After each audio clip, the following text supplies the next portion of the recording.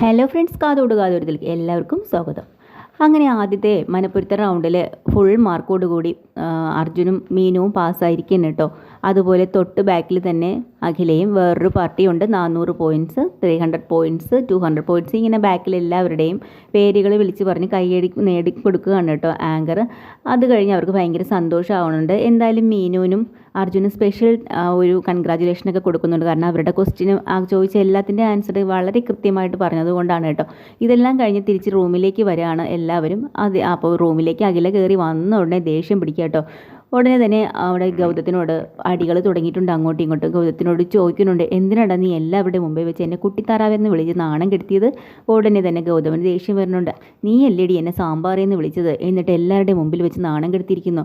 എന്നെ സാമ്പാറെന്ന് വിളിച്ച് മറ്റുള്ളവരുടെ മുന്നിൽ നാണം കെടുത്താനായിട്ട് നീ ഒരു പെണ്ണാണോടി എന്ന് ചോദിക്കാൻ കേട്ടോ.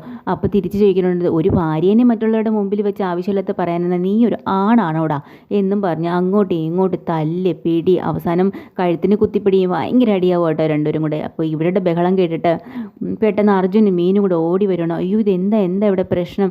എന്താടാ നിങ്ങളീ കാണിക്കുന്ന? നാണമില്ല, നീയൊക്കെ കുട്ടികളാണോ? ഒരു എൻജോയ് ചെയ്യാൻ വേണ്ടിയിട്ട് ഇവിടെ വന്നല്ലേ, എന്നിട്ട് നിങ്ങൾ അടി കൂടണേ? ഇങ്ങനെയാണെങ്കിൽ വീട്ടിൽ തന്നെ ഇരുന്നാൽ പോരായിരുന്നു എന്ന് മീനും ചോദിക്കും കേട്ടോ. അങ്ങനെ ആകെ പ്രശ്നത്തിലായിരിക്കുമ്പോൾ അവരുടെ സൗണ്ട് കേട്ടിട്ട് അവിടുത്തെ ആ ഒരു മെയിൻ ലേഡി അങ്ങോട്ട് വരികയാണ്. അപ്പോൾ ചോദിക്കുന്നുണ്ട്, എന്താ ഇവിടെ പ്രശ്നം?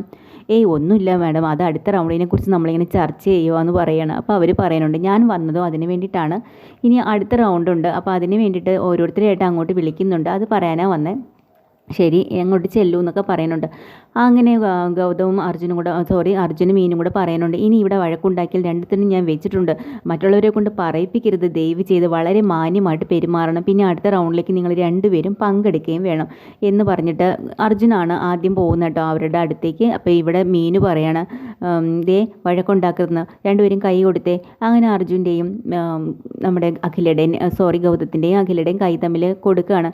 ഒരു നിമിഷം ആ കൊടുക്കുന്ന ഷേക്ക് ഹാൻഡ് കൊടുക്കുമെങ്കിലും ഗൗതം അഖിലയുടെ കൈ പിടിച്ച് നല്ലപോലെ തിരിക്കുകയും അമക്കുകയും ചെയ്യുന്നുണ്ട്. ഉടനെ വീണ്ടും അടിയായി. അങ്ങനെ അഖില വിട്ടുകൊടുക്കും. അഖില ആ കൈ പിടിച്ച് തിരിച്ച് വളച്ച് വെച്ച് വീണ്ടും ഗൗതമിനെ വേദനിപ്പിക്കുന്നുണ്ട്. ഭയങ്കര അടിയാവുന്നുണ്ട്. അപ്പോൾ മീനും അവസാനം ദേഷ്യം പിടിച്ച് പറയുന്നുണ്ട്, ഒന്ന് നിർത്തുന്നുണ്ടോ രണ്ടുപേരും എന്ന് പറയാൻ കേട്ടോ. അപ്പോൾ ഉടനെ തന്നെ ഗൗതം ചോദിക്കുന്നു, ചേച്ചി എന്തിനാണ് ഇങ്ങോട്ട് കയറി വന്നത് നമ്മുടെ ഇടയിൽ?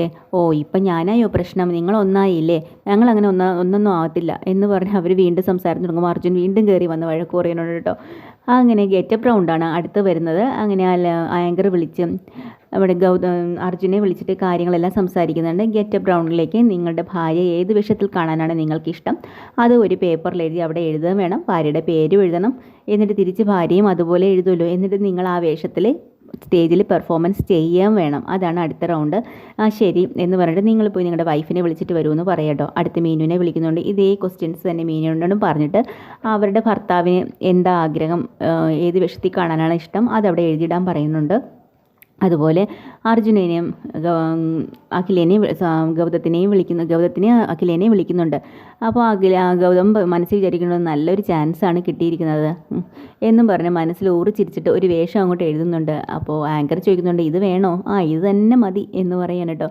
അഖിലയും വിട്ടുകൊടുക്കുന്നില്ല. അഖിലയും മനസ്സിൽ വിചാരിക്കുന്നുണ്ട്, അവൻ ഇതുപോലൊരു പണി ഇനി കൊടുക്കാൻ വേറെ ഇല്ല, നല്ലൊരു പണി കൊടുക്കണമെന്ന് പറഞ്ഞ് ഏതോ ഒരു വേഷത്തിൻ്റെ പേരൊക്കെ എഴുതി വെക്കുന്നുണ്ട്. അങ്ങനെ ഓരോ കണ്ടസ്റ്റൻറ്റിനെയും വിളിച്ച് എല്ലാവർക്കുള്ള നിർദ്ദേശങ്ങളെല്ലാം അവർ കൊടുക്കട്ടോ.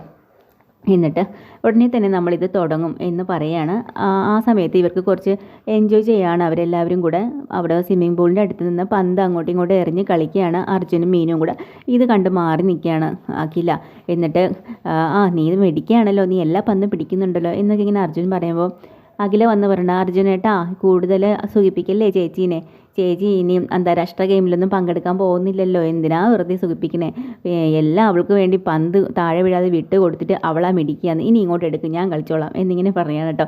അപ്പോൾ പെട്ടെന്ന് ഗൗതമാണെങ്കിലും നമ്മുടെ അർജുനെ ഫോണിൽ വിളിക്കുകയാണ്. ഫോൺ വരുന്ന കണ്ടിട്ട് നിങ്ങൾ തമ്മിൽ കളിച്ചോന്നും പറഞ്ഞിട്ട് അർജുൻ അങ്ങോട്ട് നീങ്ങി നിൽക്കുക കേട്ടോ. നീങ്ങി നിന്ന സമയത്ത് ഗൗതം പറയണടാ, നീ എന്ത് ചെയ്യുക? ഞങ്ങളിവിടെ പന്തെറിഞ്ഞ് കളിക്കുകയാണ് ഈ സ്വിമ്മിംഗ് പൂളിൻ്റെ അടുത്ത്, നീ ഇങ്ങോട്ട് വാ, ഞാൻ അങ്ങോട്ട് വരുന്നൊന്നുമില്ല, നമുക്ക് രാത്രി ഒന്ന് മദ്യപിച്ചാലോ കൂടിയാലോ? പോടാണിട്ട് നീ എന്തൊക്കെയായി പറയണേ? ഞാൻ അതിനൊന്നുമില്ല, മീനും എങ്ങാനും അറിഞ്ഞാൽ പിന്നെ എന്തിനാ ഇവിടെ വന്ന ടൂർ എന്നൊക്കെ പറഞ്ഞാൽ ഇതൊക്കെയല്ലേ ഒരു രസം, അതിനൊക്കെയല്ലേ. എടാ നമ്മുടെ ഭാര്യമാർ കൂടെ ഉള്ളതല്ലേ, നീ എന്തായി പറയുന്നത്? പിന്നെ ഞാൻ അല്ലെങ്കിൽ ഒരു കാര്യം ചെയ്യാം, ഞാൻ മീനുവിനോട് ഒന്ന് പെർമിഷൻ ചോദിക്കട്ടെ. അയ്യേ ഭാര്യയോട് അനുവാദം ചോദിക്കാനോ നാണമില്ലടാ നിനക്ക്, നിനക്ക് തലയ്ക്ക് വട്ട് വല്ലതുണ്ടോ? ഓ നീയൊക്കെ ഇതിൽ ഭേദം കുടിക്കാതിരിക്കുന്നതാണ് നല്ലത് എന്നിങ്ങനെ ഗൗതം പറയട്ടോ. അങ്ങനെയല്ലടാ, അവരവർ ചോദിക്കണം. മീനുവിന് അത് ഇഷ്ടമല്ല. അപ്പോൾ മീനു അതിനെ സമ്മതിച്ചു കഴിഞ്ഞാൽ ധൈര്യമായിട്ട് നമുക്ക് ചെയ്യാമല്ലോ. നീയും അഖിലോട്ട് ചോദിക്കുക അനുവാദം. ഞാനോ അവളോട് അനുവാദം ചോദിക്കാനും? എൻ്റെ പട്ടി ചോദിക്കും. എനിക്കിപ്പോൾ അതിൻ്റെ ആവശ്യമൊന്നുമില്ല. എടാ അങ്ങനെയല്ല, നീ ചോദിക്കണം. നിങ്ങൾ തമ്മിൽ ഇതിൻ്റെ പേരിൽ പലപ്പോഴും വഴക്കുണ്ടായിട്ടുള്ളതല്ലേ, അതുകൊണ്ട് നീ ചോദിക്കണം. അവൾ സമ്മതിക്കും. അങ്ങനെ നീ ചോദിച്ച് അവൾ സമ്മതിച്ചു കഴിഞ്ഞാൽ അവൾക്കത് ഭയങ്കര സന്തോഷമാവും. നീ ഒന്ന് പരീക്ഷിച്ച് നോക്ക് എന്ന് പറയാനട്ടോ. അങ്ങനെ അർജുൻ തിരിച്ച് വരുമ്പോൾ മീനു ചോദിക്കുന്നുണ്ട്, ആരാ വിളിച്ചത്? അത് ഗൗതമാണ്. നൈറ്റ് പാർട്ടി ഉണ്ടോ? അതെങ്ങനെ മീനുവിന് മനസ്സിലായി? പിന്നെ എനിക്ക് മനസ്സിലാവില്ലേ? എന്തായാലും കുഴപ്പമില്ല, ഇന്നൊരു ദിവസമല്ലേ, നിങ്ങൾ എൻജോയ് ചെയ്തോ. സത്യം? സത്യം, നിങ്ങൾ എൻജോയ് ചെയ്തോ എന്നും പറഞ്ഞ മീനു അതിന് അനുവാദം കൊടുക്കട്ടോ. ഇവിടെ അഖിലെടുത്ത് എങ്ങനെ ചോദിക്കും? ആരും അങ്ങോട്ടും ഇങ്ങോട്ടും വിട്ടു കൊടുക്കില്ലല്ലോ. അഖില ഇങ്ങനെ വരുമ്പോൾ ഗൗതം ഉടനെ പറയണം, അഖില എന്ത് വേണം? ഇന്ന് രാത്രി ഞാൻ മദ്യപിക്കും. അതിന് ഞാനെന്താ വേണ്ടത്? ഞാനെന്ന് പറഞ്ഞതേ ഉള്ളൂ എന്ന് പറയണം. അപ്പം പെട്ടെന്ന് അഖില പറയട്ടോ, പിന്നെ കുടിച്ചാൽ വയറ്റിൽ കിടക്കണം, എൻ്റെ മേക്കിട്ടെങ്ങാനും കയറാൻ വന്നാൽ അപ്പോഴാണ് ഇരിക്കുന്നത് എന്ന് പറയട്ടോ. ഗൗതമിന് സന്തോഷമായി. എന്തായാലും അഖിലയ്ക്ക് സമ്മതമാണല്ലോ. അങ്ങനെ പരസ്പരം അവരങ്ങനെ പോയി മദ്യപിക്കാൻ കേട്ടോ. രാത്രി ആകുമ്പോഴത്തേക്കിനും ആ സമയം പെട്ടെന്ന് തന്നെ അർജുന് പറയുന്നുണ്ട്, മീനുവിൻ്റെ സമ്മതം കിട്ടിയിട്ടാണ് ഞാനിതിന് ഇറങ്ങിയത്. അല്ലേ തന്നെ അപ്പോൾ ഗൗതം ചോദിക്കണമെന്ന്, ഏട്ടൻ എന്തിനാ മീൻ ചേച്ചിയെ പേടിക്കുന്നത്? അതിൻ്റെ ആവശ്യം വല്ലതുണ്ടോ? അങ്ങനെയല്ലടാ, നമ്മൾ ചില കാര്യങ്ങൾ ശ്രദ്ധിക്കണം. അവളോട് പേടിയല്ല, ബഹുമാനമാണുള്ളത്. ഇതെല്ലാം നമ്മുടെ അഖിലയും മീനും കൂടെ കേട്ടോണ്ടിരിക്കുക കേട്ടോ. നമ്മുടെ പെറ്റമ്മയുടെയും മക്കളുടെയും മുന്നിൽ വെച്ച് മദ്യപിക്കാറുണ്ടോ? അതിനൊക്കെ നമുക്കൊരു ഒതുക്കമില്ല. അതുപോലെ നമ്മുടെ ഭാര്യമാരുടെ മുമ്പിലും അതിൻ്റെ ആവശ്യമില്ല. പിന്നെ ഇന്നത്തെ കാലത്ത് ഭാര്യയും ഭർത്താവൊക്കെ ഒരുമിച്ചിരുന്നാണല്ലോ മദ്യപിക്കുകയും ഒക്കെ ചെയ്യുന്നത്. അവൻ്റെ ഒരു ഫിലോസഫി. ഞാനാണെങ്കിലേ അങ്ങനെയൊന്നും ചെയ്യില്ല. അഖിലയുടെ മുമ്പിൽ വെച്ച് തന്നെ ഞാൻ മദ്യപിക്കുകയും ചെയ്യും.